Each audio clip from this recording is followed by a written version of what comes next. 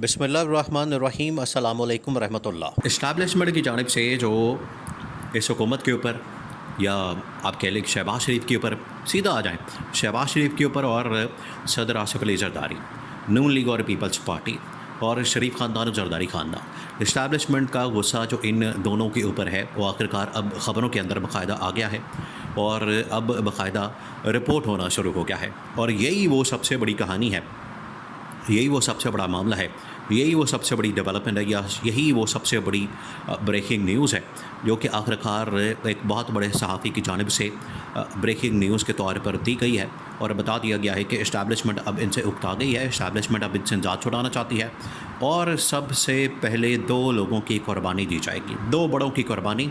और वो दो बड़े जिनकी कुर्बानी आने वाले दिनों में देखिए हालात बड़े ख़राब हो गए हैं।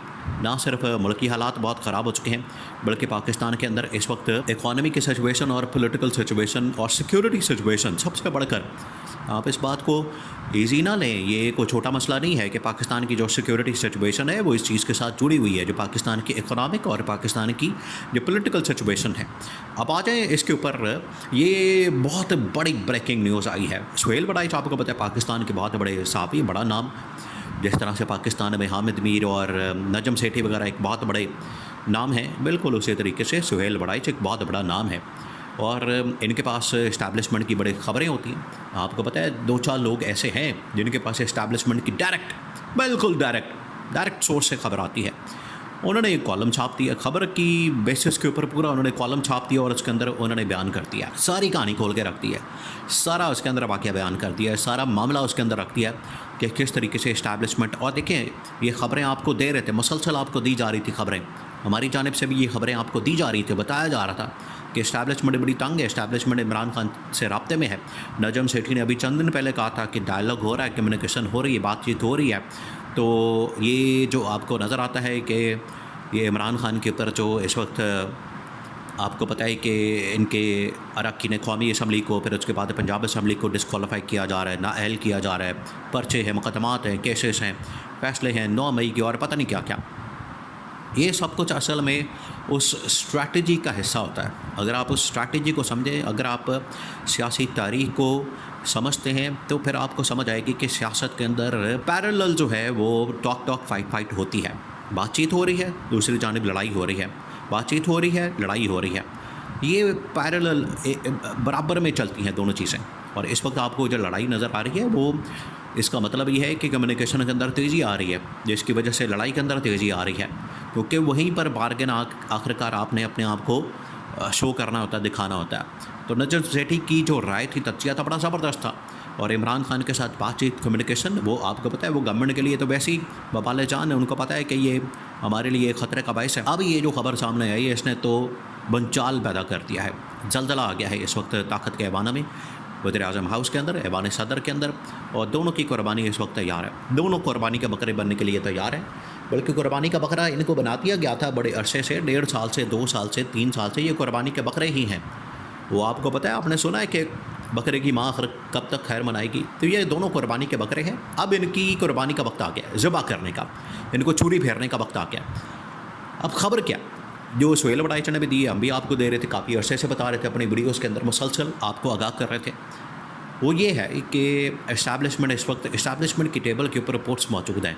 अब इस्टेब्लिशमेंट से मुराद, देखिए इस्टेब्लिशमेंट से मुराद पाकिस्तान के अंदर एक ही शख्सियत होती है जिसका नाम field marshal army chief general Asim है।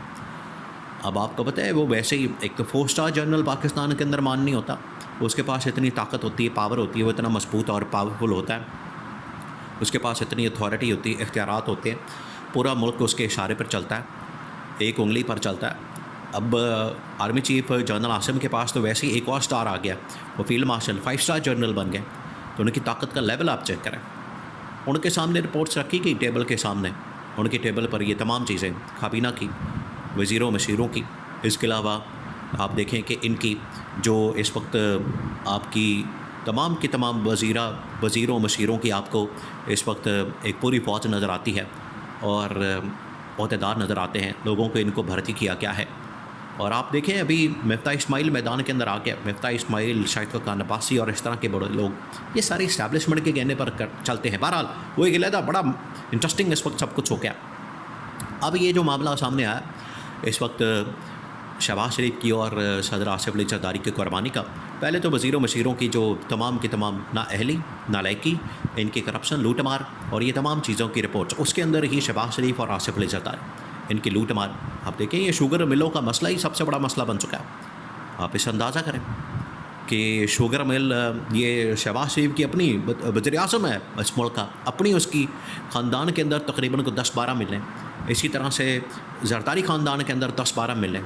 यही अगर मिलों के ऊपर हिसाब ले लें, शुगर मिलों के ऊपर पिछले कई सालों से दिहाड़ियाँ हर रोज़ लगाई जा रही हैं। अवाम ये पीछे निकलती बनती 10-15 रुपए की है और अवाम को 200 रुपये में बेचते हैं, तो देखें अरबों रुपए का प्रॉफिट, अरबों खरबों रुपए की लूट मार इसके अंदर ये कि सेक्टर के अंदर कर रहे हैं। तो सारी रिपोर्ट्स आ गई इस्टेब्लिशमेंट के पास। तो उसमें सबसे पहले जो कुर्बानी का बकरा बनाना है, उन्होंने इसके ऊपर अदम एतमाद कर दिया। उन्होंने कहा कि ये अवाम भी इनसे तंग आ चुकी है, ऑपोजिशन के साथ ये सही तरह से बैठ नहीं सके, किसी पॉलिटिकल पार्टी के साथ ये मामला सेट नहीं कर सके। फिर उसके बाद जो इस वक्त हालात बन चुके हैं उसमें अवाम, अपोजिशन जमातें, अदलिया, मीडिया, इनको ये कंट्रोल नहीं कर सकते। सब कुछ तो हमने किया आलमी सतह के ऊपर, डिप्लोमेटिक लेवल के ऊपर, डिप्लोमेटिक लेवल के ऊपर, और फिर उसके बाद बड़ी बड़ी आलमी ताकतों के साथ पाकिस्तान के अंदर सिक्योरिटी की सिचुएशन, ये सब कुछ तो हमने मैनेज की और ये बात भी ठीक है, इसमें तो कोई दो राय नहीं। इस्टेब्लिशमेंट ये सब कुछ मैनेज करने में कामयाब रही। इस्टेब्लिशमेंट ने कारोबारी लोगों के साथ, बिजनेसमैनों के साथ, बाकी लोगों के साथ, सारों के साथ इन्होंने खुद सारे मामलात मैनेज किए। तो इसमें गवर्नमेंट ने क्या किया? गवर्नमेंट ने सिर्फ लूट मार, खाओ तो लुटो तो फोटो, बस ये काम किया।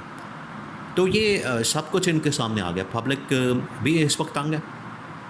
तमाम के तमाम सर्विस देखिए, पाकिस्तान के अंदर भी सर्विस हो रही है, इंटरनेशनल लेवल के ऊपर भी, इंटरनेशनल लेवल के ऊपर भी खबरें सामने आ रही और उनके सर्वे सामने आ रहे हैं। उनके अंदर बता रहे हैं, आलमी मीडिया भी बता रहा है, पाकिस्तान का मीडिया भी बता रहा है और लोग भी बता रहे हैं। ये सैलाब की सूरत हाल, ये सिक्योरिटी सिचुएशन, पॉलिटिकल, इकनॉमिक, हर चीज़ देखिए तबाही और बर्बादी फेरी हुई है। तो सबसे पहले इनकी कुर्बानी का वक्त आ गया। इधर से इमरान खान की कॉल है। इमरान खान की कॉल आपको पता है फिर वो नतीजा खेज साबित होती है। या तो फिर आप गोलियां मार के उनको भगाएंगे या फिर उसकी कॉल नतीजा खेज साबित होगी, ये बात तय है। लेकिन ये जो रिपोर्ट है इस वक्त इस्टेब्लिशमेंट की टेबल के सामने, जनरल आसिम की टेबल पर रखी गई, वो बड़ी खौफनाक है। जब इस तरह की लूट मार की, नाअहली, नालायकी और करप्शन की रिपोर्ट्स जनरल आसिम के सामने रखी जाएगी तो वो फिर बर्दाश्त नहीं करेगा।